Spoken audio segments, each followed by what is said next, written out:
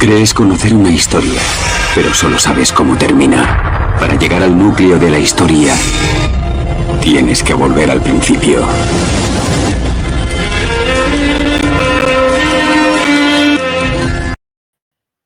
Buenas tardes y bienvenidos a todos los que pasen por este canal. Bueno, si te engañan es porque saben que pueden y eso es por algo. Vamos a ver un vídeo y lo comentamos. Más de 1000 años, porque yo les recuerdo a ustedes que la idea de un milenio literal era una creencia sectaria en la iglesia primitiva, que fue mantenida por 2 o 3 padres, se le llamó quialismo. Bueno, pues nada, vemos aquí a Edgar Pacheco diciendo que 2 o 3 padres de la iglesia católica, 2 o 3 padres de la iglesia primitiva, perdón, la iglesia católica no existía, es un fenómeno que aparece prácticamente en el siglo XI.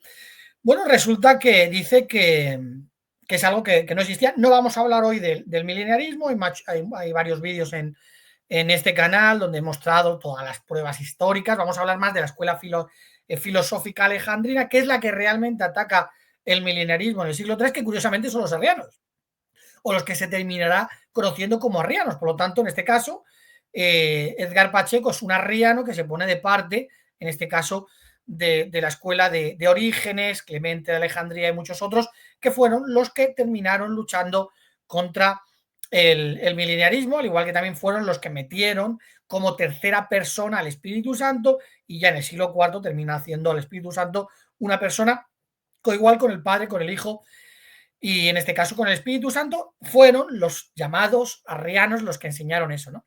Muchas veces cuando nos dicen arrianos no saben realmente que el arrianismo terminó influenciando, o lo que ellos llaman arrianismo, que es la escuela filosófica alejandrina, terminó influenciando mucho en sus creencias.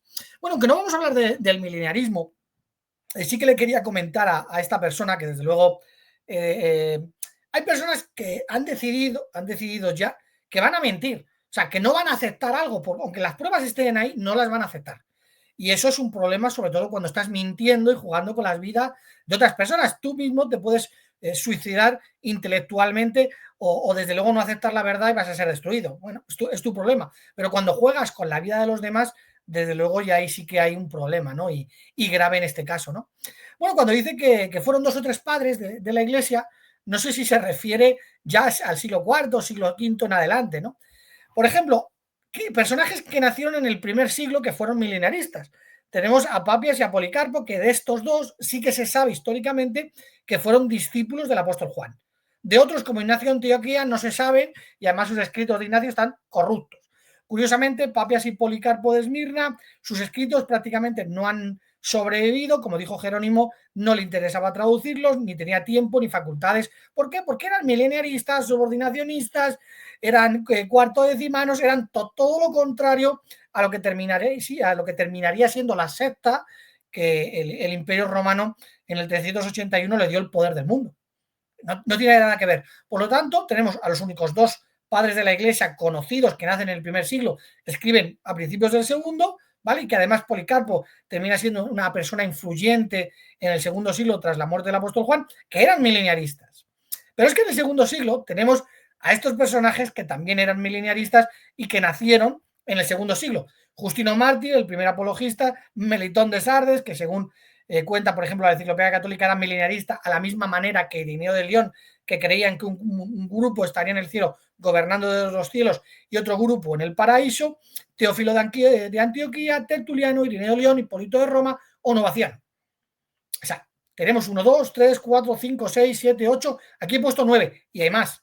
Y luego hay otros personajes que no escribieron, o sus escritos son pequeños y escribieron sobre otros temas, pero que desde luego no se enfrentaron a estos. O sea, la mayoría, o prácticamente todos, eran mileniaristas en el siglo II, es algo que históricamente está demostrado. Los judíos eran mileniaristas, esperaban el reinado de Cristo en la tierra. Por eso cuando Jesucristo viene y dice sí, va a ser así, pero en otro contexto, voy a tener que morir y luego en mi segunda venida, y es cuando no aceptan, porque entendían que llegaría Jesucristo y pondría su reino en la tierra, ¿no? Hay varios vídeos en este canal mostrando fuentes académicas, podéis ver el último, el vídeo que hice sobre el paraíso en la tierra de los testigos de Jehová, y hay otros vídeos donde muestro y hago lectura de estos escritos, ¿no? De hecho, Irineo de León, por ejemplo, cuenta que Papias contaba una anécdota que contaba el apóstol Juan, que decía que un día Judas le dijo a Jesús que no entendía eso del paraíso y que Jesucristo le dijo, tú tranquilo, que los que estén allí lo van a ver.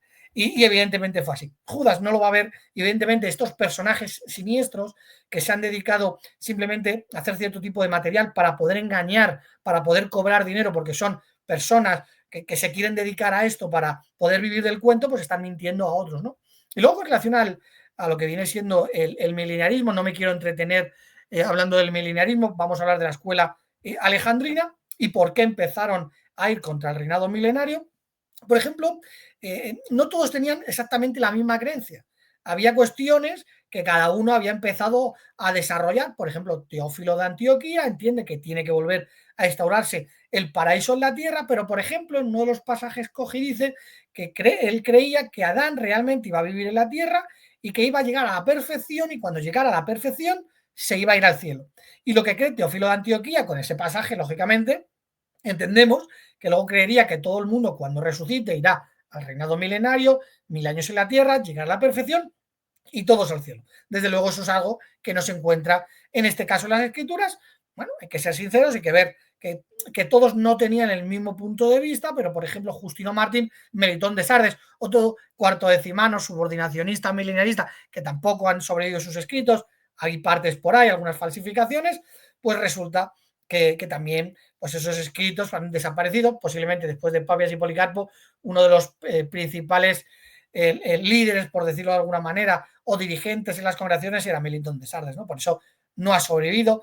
Bueno, que es que hay muchos. Hipólito de Roma, cuando por ejemplo llegan, ya estaríamos hablando en el siglo III, pero que nace en el siglo II, Hipólito de Roma, cuando empiezan los de la escuela filosófica alejandrina, como le llamo yo, empiezan a atacar el mileniarismo, curiosamente atacan, en este caso, el Apocalipsis de Juan, Dionisio de Alejandría, que era discípulo de Orígenes, de esa escuela, como ahora veremos, resulta que empieza a decir que el libro de Juan, que no lo ha escrito Juan, que será otro Juan, pero que el libro de Apocalipsis no pertenece a las escrituras y se reían incluso del libro, ¿no? Hipólito de Roma escribe un libro para defender el Apocalipsis de Juan y a los mileniaristas, ¿no?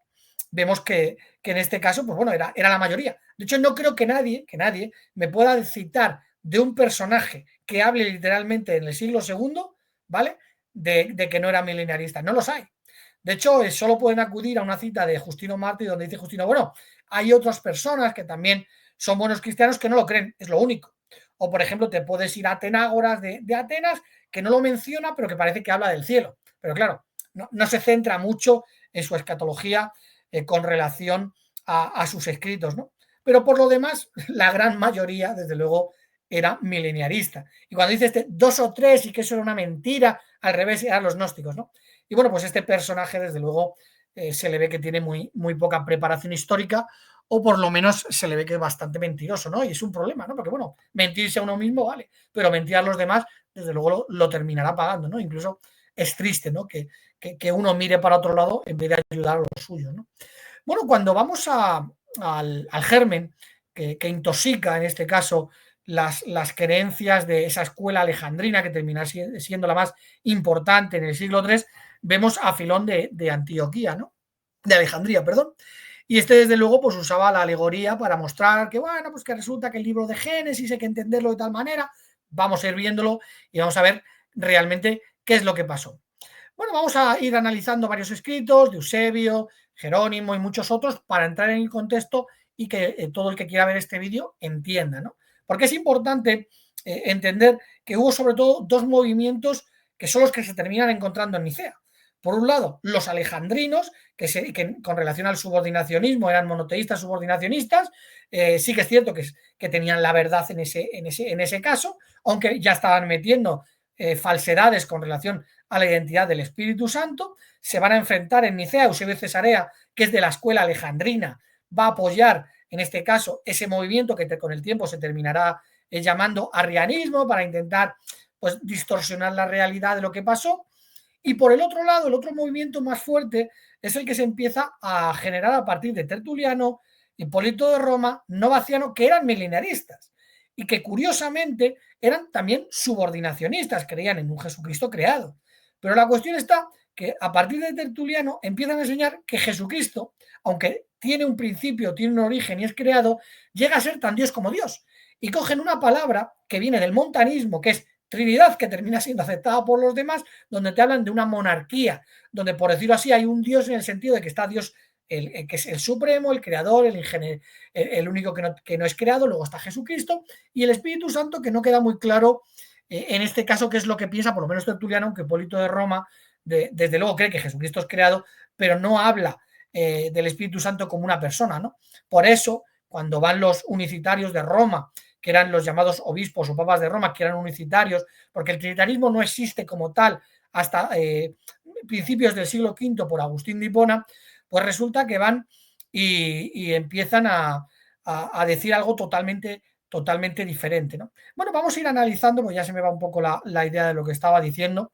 Y, bueno, les venían diciendo estos unicitarios que ellos tenían dos dioses. Y, por ejemplo, Novaciano, cuando dicen no tenemos dos dioses, porque si tuviéramos dos dioses, los dos no tendrían origen, ¿vale? Pero Jesucristo sí tiene origen. Eso le contesta Novaciano, en este caso a los llamados obispos de Roma, porque Roma en ese momento, en el siglo III, era unicitaria, porque evidentemente se habían alejado. Bueno, Roma, desde luego, se ve que Satanás había cambiado su trono y se lo había llevado a Roma, que es donde empiezan a abandonar doctrinas clave como la celebración del 14 de Nisan, se apartan del monoteísmo, se vuelven unicitarios y desde luego pues el germen empieza a desarrollar ese tipo de creencias. Sin embargo, los dos movimientos son subordinacionistas.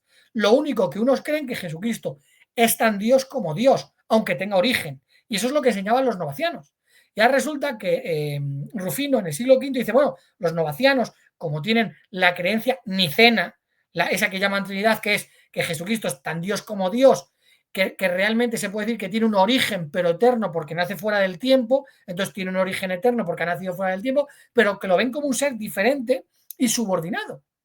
Por eso, curiosamente, para ponernos en contexto un poco de lo que pasó, curiosamente cuenta Daniel Ruiz Bueno que Justino Mártir, claro, cuando empieza hablando, dice cómo se desarrollaron estas creencias con relación a lo que dice el arrianismo. Justino Mártir, Ireneo, Tertuliano, todos, claro, lógicamente creían que Jesucristo era un Dios creado y subordinado, y ahora empieza, luego dice Daniel Ruiz Bueno, dice, bueno, Hilario de Poitiers, que también sería un supuesto trinitario después del concilio de Nicea, que es el que une y el que empieza a explicar todos esos concilios, también dice que está dentro de ese grupo, y luego incluso dice Teodosio de Ciro, ¿no? Que también parecería trinitario, pero que también creía que Jesucristo tenía un origen y estaba subordinado a Dios el Padre. Y como dice Agustín de Hipona, tiene que llegar Daniel Ruiz Bueno, llega Agustín de Hipona y empieza a cambiar lo que realmente se enseñó en Nicea, para empezar a desarrollar un solo ser donde subsisten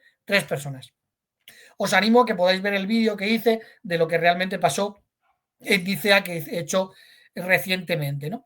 Bueno, vamos a empezar un poquito, vamos a contar todo para que entendamos el contexto de lo que pasó y no hacer el vídeo excesivamente largo. Dice Eusebio de Cesarea: por ese tiempo, principios del primer siglo, iba siendo conocido por muchos Filón, varón notablísimo, no solo entre los nuestros, sino también entre los que procedían de una educación profana.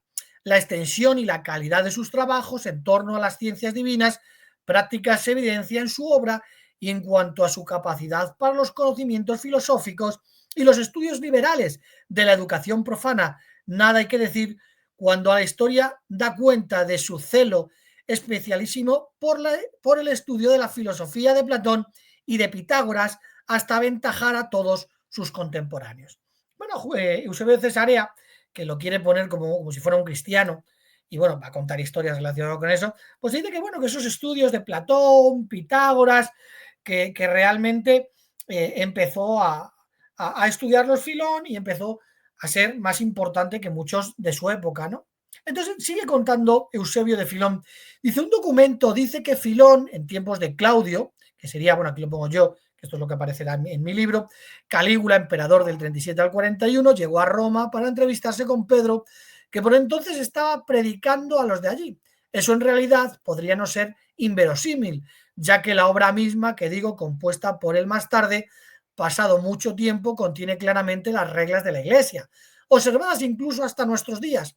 Pero es que al decir con la mayor exactitud posible de la vida de nuestros ascetas, aparece evidente que no solo conocía, sino que también aprobaba, reverenciaba y honraba a los varones apostólicos de su tiempo de origen hebreo, a lo que parece, y que por ello conservaban todavía la mayor parte de las antiguas costumbres, muy a la manera de los judíos, ¿no? Está hablando de Filón. Vamos a seguir viendo lo que dice de este personaje, que quiere incluso transmitir la idea de que era un cristiano. Está hablando de los ascetas, que no eran cristianos, que eran paganos, y empieza Eusebio a decir que estaba hablando como de comunidades cristianas que nada tenían que ver con las comunidades cristianas. Pues claro, Filón de Alejandría nacería 20 años antes de Cristo y llegaría aproximadamente sobre el año 45, es cuando muere, ¿no? Y te quiere decir que ya para principios de primer siglo ya había comunidades de ese tipo en el cristianismo, pero eso es falso, ¿no?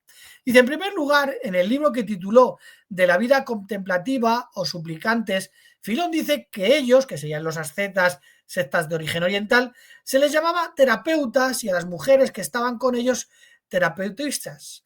Y añaden las razones de tales apelativos, o bien porque a guisa de médicos libraban de los sufrimientos causados por la maldad a las almas de los que se les acercaban, curándolos y cuidándolos, o bien a causa de la limpieza y pureza de su servicio y culto a la divinidad. Filón explica el nombre de esas gentes, partiendo de la doble acepción derivada de los servicios ocultos a la divinidad y servicio médico de curación, algo totalmente espiritista. Bueno, esa parte la pongo yo, lógicamente. Dice, y sigue diciendo, afirmando que cuando comienzan a vivir esa filosofía ceden sus bienes a los parientes y luego, libres ya de toda precaución por la vida, salen fuera de las murallas para hacer su vida en campos aislados y en huertos, sabedores de que el trato con gentes de diferente sentir resulta sin provecho y nocivo, ¿no? Está hablando de que eran ascetas que vivían fuera de la sociedad, y ahora vamos a ver incluso cómo llamaban a esos lugares, ¿no? Qué curioso que el catolicismo lo va a copiar de culturas falsas y paganas de este tipo de personas que vivían en contra de lo que Dios ha establecido, ¿no? Eran personas que querían, pues eso, vivir un estilo de vida como que parece que te tienes que hacer daño, golpearte, vivir apartado de todo, lo que ha hecho el catolicismo, ¿no? Que incluso se dan golpes o van de rodillas para decir que están muy doloridos por los pecados que han cometido. Dice Filón, después de atestiguar prácticas semejantes a estas, continúa diciendo textualmente, este género de hombres se halla en muchos lugares del mundo, pues era menester que tanto Grecia como las tierras bárbaras participaran del bien perfecto, más donde abundaban es en Egipto, en cada uno de los llamados monos, que serían los distritos en los que se dividía Egipto, y sobre todo en torno a Alejandría. Describe a continuación cómo eran sus moradas, y acerca de las iglesias y de la región dice lo siguiente: en cada casa hay una sala sagrada que se llama oratorio privado y monasterio, que es lo que hoy tenemos, pues de estos ascetas católicos que se encierran, monjas y demás, y quieren vivir pues una vida supuestamente alejada de lo que viene siendo la realidad, pues como que no quieren tener ningún tipo de bien material y demás, ¿no? Dice, en la cual se aíslan y realizan los misterios de la vida sagrada, no introducen en ella ni bebida, ni alimentos, ni nada cuanto es necesario para el cuerpo, sino leyes, oráculos anunciados por medio de los profetas, indos y todos aquellos con que el conocimiento y la religión se acreditan y se perfeccionan. Y después de otras cosas, dice, el tiempo que va del alba al ocaso los emplean íntegro en este ejercicio, leen las escrituras sagradas, filosofean y exponen la filosofía patria empleando la alegoría. Esto es muy importante porque, claro, Filón quiere resaltar el tema de la alegoría, que es ahí donde va a terminar siendo su teología y su escatología, ¿no? Y exponen la filosofía patria empleando la alegoría, ya que piensan que la expresión hablada es símbolo de la naturaleza oculta que se manifiesta en alegorías. Poseen también escritos de antiguos varones que fueron los fundadores de su secta y dejaron numerosos monumentos de su doctrina a la forma de alegorías.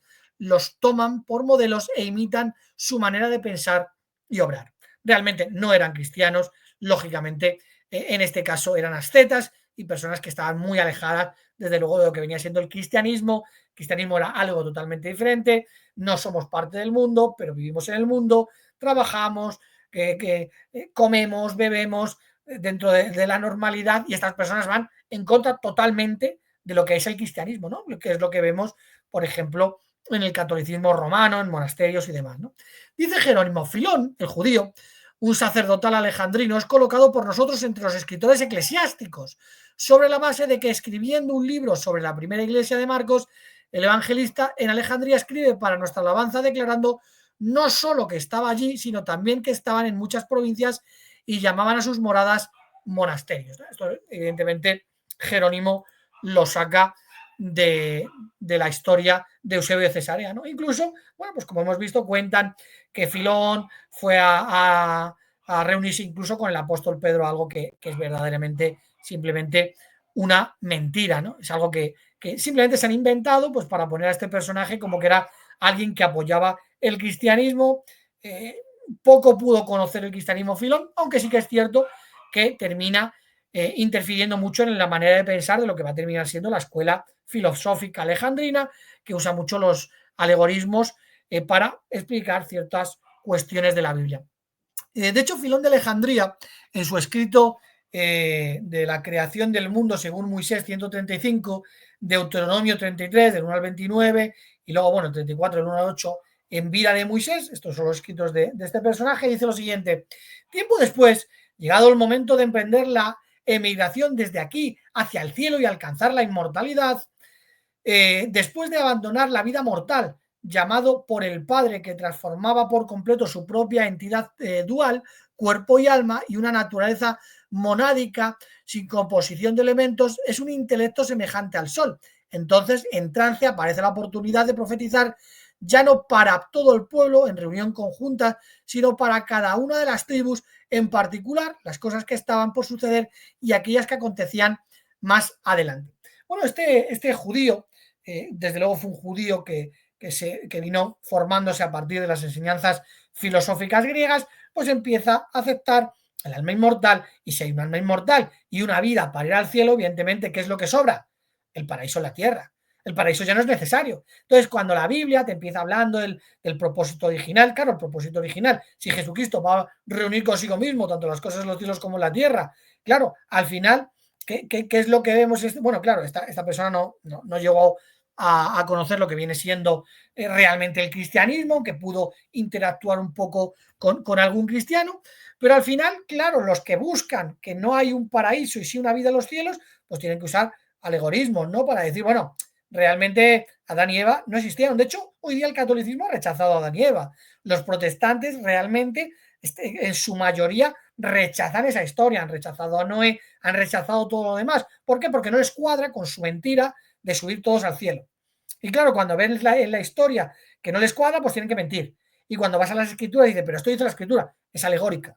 Y es lo que empezó a hacer Filón de Alejandría, y en este caso vamos a ver qué es lo que le pasó a Orígenes y a esa escuela alejandrina, que fueron los que empezaron a rechazar la creencia del reinado milenario en la tierra, y desde luego estos son los futuros llamados arrianos, ¿no? Que es mentira, eso es un invento posterior, simplemente para poder justificar que de repente aparece una persona. Es mentira, eran los llamados subordinacionistas, y dentro de ese subordinacionismo los que creían que Jesucristo era un ser creado, que no era tan Dios como Dios, y los que empezaron a meter que el Espíritu Santo era una persona, ¿no? Ya en el siglo IV se habían desviado. El tema del subordinacionismo es casi imposible erradicarlo de la historia, porque de repente los judíos sabían que Dios el Padre era el único Dios, los cristianos se les enseña que Dios el Padre es el único Dios, y que Jesucristo es un Dios subordinado con origen, ¿no? Entonces, claro, cambiar eso no se puede cambiar de un día para otro. Fueron los gnósticos los que empiezan a enseñar que, bueno, porque resulta que Dios es la monada y tiene derivaciones, los eones eternos que son invisibles, y resulta que llegan estos cristianos y dicen, no, mira, eso es mentira. Por ejemplo, Ireneo de León le dice a Marción, le dice, bueno, resulta que vosotros habláis de un Dios incomprensible, un Dios que no se puede entender, pero cuando cogemos el Antiguo y el Nuevo Testamento, solo dice Ireneo, evidentemente ya tenían el Nuevo Testamento, otra de las mentiras de lo que viene siendo esta iglesia que se vendió con el poder de Roma, pues resulta que le dice, cuando cogemos el Antiguo y el Nuevo Testamento, podemos ver que Dios es el Padre y que es fácil de demostrarlo, ¿no? Y que incluso Jesucristo, los profetas y los apóstoles lo enseñaron así. Y si resulta que había otra cosa diferente, fracasaron. Eso es lo que decía Ireneo de León. Y es que es lo que pasó. Realmente eran monoteístas con una teología cristológica subordinacionista. Como los testigos de Jehová, somos monoteístas, un solo Dios el Padre, y nuestra cristología, por decirlo de alguna manera, es subordinacionista. Bueno, vamos a conocer un poquito a estos personajes. Bueno, el primero que podríamos ver por la historia, no se conocen todos, que empezó con esta escuela, fue Panteno, un filósofo de la escuela estoica que se pasó al cristianismo y evidentemente pues empieza a meter toda su filosofía. No han sobrevivido sus escritos, solo sabemos de él por los escritos de discípulos como Clemente de Alejandría, que fue un discípulo suyo. Clemente de Alejandría, presbítero de la iglesia de Alejandría y discípulo del mencionado Panteno. Esto lo escribe Jerónimo de Estridón. Luego, curiosamente, como podéis ver aquí en la siguiente cita, empieza a hablar Clemente de Alejandría y dice que bueno, que uno de sus primeros maestros fue este, ¿no? Y que le llamaba la abeja de Sicilia. Este es Panteno, ¿no? Y bueno, pues empezamos a ver que desde este filósofo pues empiezan a aceptar ciertas cuestiones, sobre todo relacionadas con lo que ya había plantado, en este caso, el bueno de Filón de Alejandría. Que de hecho, el que no lo haya visto puede ir a ver el vídeo con relación a por qué quitaron el nombre de Jehová del Nuevo Testamento, que también tiene que ver lo que viene siendo Alejandría, porque solo han sobrevivido escritos de alejandrinos. Y Filón también fue, como se muestra con las pruebas, el que empezó a decir que no había que usar el nombre de Dios. Y es por eso, a partir del año 120, se empieza a usar la nómina sacra y hay pruebas de que sacaron del Antiguo Testamento, tanto en griego como en hebreo, empezaron a sustituirlo por la nómina sacra, ¿no? Y evidentemente pasó en el Nuevo Testamento, ¿no? Pero bueno, eso es otro tema que podéis ver en este canal. Bueno, Orígenes, que dice también, estoy poniendo como los cuenta un poco Jerónimo, ya sería del 184 al 253. Después llegaría Dionisio de Alejandría. Y bueno, con relación a lo que comentaba de que eran subordinacionistas, que no creían que Jesucristo fuera tan Dios como Dios, que eso es lo que terminarán llamando arrianismo, el creer que Jesucristo no es tan Dios como Dios. Y lo otro que llaman trinitarismo es que Jesucristo tiene un origen, pero como es fuera del tiempo, es eterno. Eso es lo que empezaban a enseñar. Y que es tan Dios como Dios, aunque sea creado y esté subordinado. Esa era la barbaridad que empezó a enseñar Tertuliano como montanista y la aceptaron los demás, que sí, que creían que Jesucristo era creado, como Hipólito de Roma, Novaciano, sí, pero distorsionaron la realidad. Pero que es que los supuestos estos arrianos alejandrinos también distorsionaron la realidad y bastante, ¿no? Entró la gran apostasía y hasta el tiempo del fin, pues lógicamente no se podría identificar a los verdaderos cristianos, habría, como dices, iría a la montaña de Jehová, nos instruiría y ahora se predicaría la verdad como estamos haciendo en la actualidad, ¿no? Y después, bueno, dice Jerónimo, esta cita la he querido poner para leerla, dice, nos dice que Clemente, presbítero de Alejandría, que era católico, usan, porque se hacían llamar universales a lo que era la iglesia, unos decían católicos somos nosotros, otros decían católicos sean ellos, ¿no? Que curiosamente fue Calisto el que empezó a decir que se llamaban católicos ellos, Hipólito de Roma dice que se llaman católicos, y Calisto era un unicitario que se separó de la iglesia de Hipólito de Roma, ¿no? Dice, escribe a veces en sus obras que el Hijo de Dios es creado, Clemente de Alejandría, y que Dionisio, obispo de Alejandría, hombre muy erudito, en los 4 libros en los que controvierte las doctrinas de Sabelio, cae en el dogma de Arrio. Claro, hombre, era discípulo de Orígenes, ¿no? Y eso es lo que cuenta Jerónimo de Estridón. Luego resulta que estos escritos de Dionisio se perdieron, pero curiosamente Atanasio tiene en sus escritos una carta donde dice, no, si yo creo lo mismo que se dijo mucho tiempo después de Nicea, y eso lo dijo mucho antes de Nicea, ¿no? Es simplemente, bueno, Atanasio era un criminal, que es muy parecido a estos que salen mintiendo en las redes sociales, ¿no? El Satanasio este, ¿no? Y luego tendríamos a Teognoto, que sería después de Dionisio de Alejandría. También tenéis un vídeo hablando de Teognoto, como también en sus escritos mostraba el origen de Jesucristo. Bueno, pues esta es la escuela, lo que viene siendo la escuela alejandrina, ¿vale? Que empiezan a ver los textos, los pasajes bíblicos de manera alegórica. ¿Por qué? Porque por ejemplo, Orígenes y estos personajes entendían que la vida al final era ir al cielo. Y claro, tienen que, con sus escritos, demostrar que todo es alegórico. Por lo tanto, el reinado milenario es alegórico. Pero es que llega hasta la desfachatez, Orígenes y otros, de que, claro, como ahora todos van a ir al cielo y la Biblia es clara que los que van al cielo van con un cuerpo espiritual, Orígenes lo entiende. El problema de Orígenes es que cuando muere el padre lo termina educando una gnóstica y se monta una película bestial. Era una persona que podía ver verdades bíblicas en la Biblia, pero otras cuestiones del gnosticismo las defiende hasta su muerte, ¿no?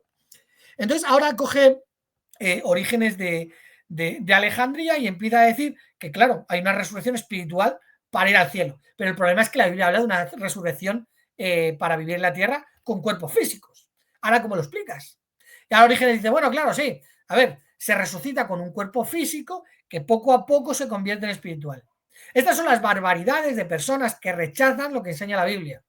En vez de coger y entender que hay un grupo que se va con Jesucristo al cielo para gobernar sobre la tierra y que los de la tierra son los que resucitan con cuerpo físico, tuvieron que empezar a intentar verlo de manera alegórica, incluso a poner cláusulas a creencias que son estúpidas. O sea, tú resucitas con tu mismo cuerpo y se va convirtiendo a espíritu y se va al cielo en espíritu. Simplemente alucinante. Bueno, dice Eric Olson en su historia de Clemente Alejandría, este es un erudito académico australiano que escribió bastante de patrística, dice lo siguiente: Clemente cita las escrituras 5.121 veces y 348 diferentes autores clásicos, incluyendo a Platón 600 veces, Filón 300 veces y Homero 240. Él cree junto a Filón que toda gran naturaleza libre de pasión puede encontrar la verdad. Bueno, al final este personaje lo que termina haciendo pues es el que lea las obras de Clemente de Alejandría, aunque tiene puntos que por la inercia de la historia, como el subordinacionismo, era verdad, Jesucristo tenía un origen, pero se habían alejado mucho de la verdad porque habían empezado a usar las escrituras de manera alegórica y claro, cuando tú usas la escritura de manera alegórica para todo lo que no te guste o no te convenza, vas a decir que es alegórico y le vas a dar una explicación. Noé simbolizaba, o por ejemplo, no sé si habéis visto el vídeo que comenté de un sacerdote católico y un judío, que incluso, claro, como quieren decir que todo es alegórico y que Sodoma y Gomorra y tal, que eso no pasó, que eso simplemente simbolizaba cómo tenemos que tratar a las personas que vienen a visitarnos. O sea, y cogen y ponen el ejemplo de personas que abusaban sexualmente de otros. Eso era lo que quería transmitir el escritor de la Biblia. Oye, tratarlos bien cuando vayan a casa. No abuséis sexualmente de ellos. En este caso mirarán 2 ángeles. Y claro, abusar está feo. Eso es lo que le querían transmitir. Hacen de la escritura algo ridículo, porque lo quieren convertir todo en alegórico, y cuando lo quieres convertir todo en alegórico, ¿qué es lo que te pasa? Pues te alejas totalmente, en este caso, de lo epistemológico, ¿no?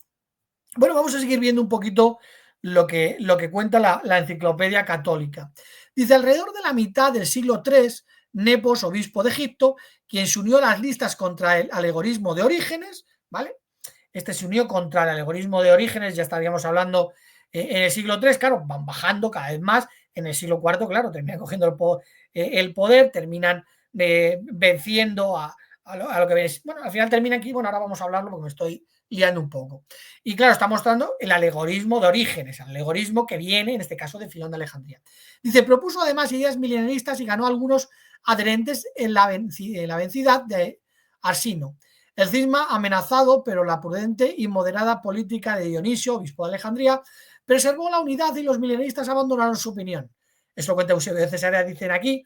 Eusebio era de la escuela alejandrina y no creía, en este caso, en el reinado milenario. Dice que Papias se equivocó, que Policarpo sin querer engañó a Ireneo de León. Todos estaban engañados en el primer siglo y en el segundo, como dice el bueno de Eusebio, y bueno, como dice hoy día este tipo de personas que tienen una actitud neonazi, bueno, pues resulta que dicen, no, sí, eran 2 o 3 herejes, y nada más. Los discípulos en este caso de Juan, eran auténticos herejes, ¿no? Dice, bueno, claro, aquí lo venden de tal manera que parece que, si eso eran 2 o 3, sí, como realmente dice el otro, ¿no? Dice, Egipto parece haber albergado adherentes al milenarismo en momentos aún más tardíos. Metodio, obispo de Olimpo, uno de los principales oponentes de Orígenes a comienzos del siglo IV, apoyó el milenarismo en su simposio. En la segunda mitad del siglo IV, esas doctrinas encontraron su último defensor en Apolinario, obispo de la Odisea y fundador del apolinarismo. Sus escritos en esta materia se han perdido, pero San Basilio de Cesarea, Epifanio y San Jerónimo testifican que él fue un milenarista. Jerónimo, además, agrega que muchos cristianos de aquellos tiempos compartían las mismas creencias, eran milenaristas y eran muchos, no eran 2 o 3. De hecho, no quiero mencionar, pero en el siglo III hay otros muchísimos, como Victorio, en este caso, que Jerónimo tuvo que falsificar su escrito, ¿no?, de Petrao. Dice, pero después de ello, el milenarismo no encontró ningún franco adalid entre los teólogos de la Iglesia de Grecia. ¿Por qué? Bueno, ahora lo vamos a ver, porque evidentemente hubo muchos más de los que aquí cuentan, ¿no? ¿Qué es lo que pasó? Bueno, resulta que el movimiento que llega diciendo que Jesucristo tiene un origen eterno eran mileniaristas. Todos los que vienen de ahí, los nocianos, los que vienen de Hipólito, todos creían en el reinado milenario en la tierra, ¿no? Y ahora resulta que, por ejemplo, Ambrosio de Milán, que termina siendo de ese grupo que creen que Jesucristo tiene un origen eterno, pues resulta que era mileniarista. Y es el que es el maestro de Agustín de Hipona. Agustín de Hipona es un ferviente mileniarista en el siglo IV y principios del siglo V. Sin embargo, termina rechazándolo. Y ahí es cuando aparece de repente el decir, bueno, es que Agustín de Hipona lo rechaza y ahora, como termina siendo un líder de lo que viene siendo esa iglesia, porque hay que entender que a partir del 381 no es que abandonen. A partir del 381 Roma dice, estos son los únicos que pueden ser los llamados cristianos, los demás no podéis ser cristianos. Y dicen, estos los únicos. Y claro, ahora es fácil. Ahora los que lideran esa iglesia dicen, no, ahora vamos a creer en esto. Y los demás no pueden decir nada porque Roma te va a matar. Y si quieres fomentar otra cosa o apartarte, te van a matar. De hecho, a partir del 381 se hace obligatorio adherirse mediante el bautismo, incluso los paganos, a lo que termina siendo la secta católica romana y ortodoxa, ¿no? Vamos a ver qué dice la Enciclopedia Católica. San Agustín finalmente adoptó la convicción de que no habrá milenio. Esto en el siglo V. ¿Vale? En el siglo V es cuando dicen que no. O sea, no es que hubiera 2 o 3, no. Eso en el siglo V, Agustín de Hipona, ¿no? Dice la convicción de que no habrá milenio. El gran doctor nos da una explicación alegórica. Claro, claro, el Apocalipsis del siglo III, esto es basura, esto se lo han inventado, esto no es bíblico. Ya resulta que, claro, ahora como el Apocalipsis es imposible quitarlo del medio porque saben ciertamente que es un libro que tiene vida y habla por sí mismo, porque los libros bíblicos que tienen el Espíritu Santo, que han sido establecidos por el mismo Dios, tienen poder y hablan por sí mismos. Es imposible que lo quites de la Biblia. Pues ahora es alegórico. Génesis es alegórico, Apocalipsis es alegórico, todo en la Biblia es alegórico de lo que no nos interesa. Pero eso sí, como haya una pequeña palabrita que les guste, ya deja de ser alegórico. Dice, según nos dice él, la primera resurrección que se menciona en este capítulo se refiere al renacimiento espiritual en el bautismo, el sábado de 1000 años que viene después de los 6000 años de la historia en toda la vida eterna. Sucesivamente, los teólogos de Occidente abrazaron esta explicación del ilustre doctor y el milenarismo, tal como había existido anteriormente, ya no recibió apoyo. Claro, recibieron el poder y poco a poco aceptaron lo que estas personas estaban diciendo, ¿no? Y en este caso, si Agustín de Hipona no cambia de opinión, hoy día pues seguirían siendo milenaristas, pero decidieron convertirlo en alegórico, dejaron la verdad establecida en la Biblia y perdieron la esperanza del paraíso, ¿no? Y bueno, pues todas estas personas, como le dijo Juan a Jesucristo propio, Judas, según cuenta Papias, que nos transmite lo que dijo Irineo de León, bueno, tranquilos, no vais a estar allí. Por desgracia, ojalá todo el mundo acepte esta verdad establecida en la Biblia, ¿no? Vamos a ver qué dice el diccionario del Internacional del Nuevo Testamento de Teología. Dice, más adelante, en el transcurso de la historia eclesiástica, llegaron a incorporarse en el concepto del paraíso muchos temas, cuadros e ideas que no provenían de la Biblia. Las especulaciones de la Iglesia con relación al paraíso y los conceptos de la religiosidad popular están ligados también al hecho de que la doctrina de la inmortalidad del alma llegó a reemplazar a la escatología del Nuevo Testamento. Sí, Filón no quería y esta gente tampoco. Y su esperanza de la resurrección de los muertos y de una nueva creación, de modo que el alma es sometida a juicio después de la muerte y alcanza el paraíso, ahora considerado como parte del otro mundo. Dejaron de creer en el paraíso de la tierra para llevárselo a otra esfera, la esfera celestial. Todos vamos a ir al cielo. Y en este caso, pues bueno, ¿qué es lo que pasó? Este es el diccionario para el que lo quiera buscar y leerlo. ¿Qué es lo que pasó? Pues bueno, ahora claro, cuando ya dejas del paraíso a la tierra, unos en el cielo gobernando, como decía Ireneo de León, evidentemente resucitando en espíritu, porque al cielo no va carne y sangre, resucitan en espíritu, y otros en la tierra que resucitan para vivir en la tierra con cuerpos físicos. Lo podéis ver, lo estuve hablando en el vídeo del paraíso y los testigos de Jehová, ¿no? Claro, como dejaron esa creencia, ahora tienes que reinterpretarlo todo. Y como tiene que haber una resurrección, y esta gente no cree en la resurrección de las personas y cree en la resurrección, tiene que poner que es una resurrección de cuerpos, porque cree en el alma inmortal. ¿Qué es lo que resucita? Una persona no, ahora es un cuerpo, por lo que sé, simplemente resucita un cuerpo. Jesucristo simplemente entregó un cuerpo y evidentemente ni mueren personas, ni por ti murió una persona, murió un cuerpo. Eso es la barbaridad de este tipo de religiones y es lo que ha llevado a este tipo de creencias, ¿no? Dice la Enciclopedia Británica, así a medida que fue infiltrándose la doctrina griega de la inmortalidad del alma, los cristianos apóstatas transfirieron el paraíso de la tierra al cielo y abandonaron la esperanza milenaria que originalmente habían tenido.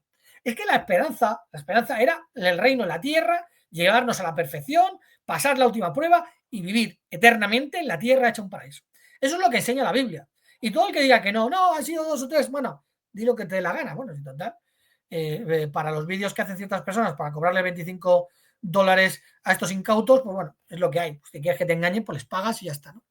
Dice, la influencia del pensamiento griego en la teología cristiana socavó el punto de vista milenarista del mundo. Así fue. Y esto realmente es lo que pasó, ¿no? Y es lo que estas personas han llegado a hacer con tal de negar una verdad bíblica, ¿no? Empezar a decir que era alegórico. Una verdad, ¿cómo se convierte, cómo va pasando a otra verdad totalmente diferente? Bueno, primero lo vuelves alegórico. No, así es que es simbólico. Y después lo niegas y después te inventas otra cosa, que es lo que han hecho este tipo de religiones. Es triste que hayan hecho esto, y todo por personajes como Filón de Alejandría, que no era un cristiano, que no tenía que ver nada con los cristianos, que simplemente era una persona que usó la filosofía, tampoco era un judío ni medio judío, simplemente se había dejado llevar por las filosofías griegas, empieza a meterse el alma inmortal. En próximos vídeos vamos a hablar del infierno de fuego, nuevos descubrimientos que he estado haciendo con relación a lo que realmente creían. Justino Mártir no creía en un infierno, que comenté que sí, y muchas cuestiones que vamos a ir analizando, y realmente, por desgracia, lo que ya sí se mete desde casi siempre es el alma inmortal.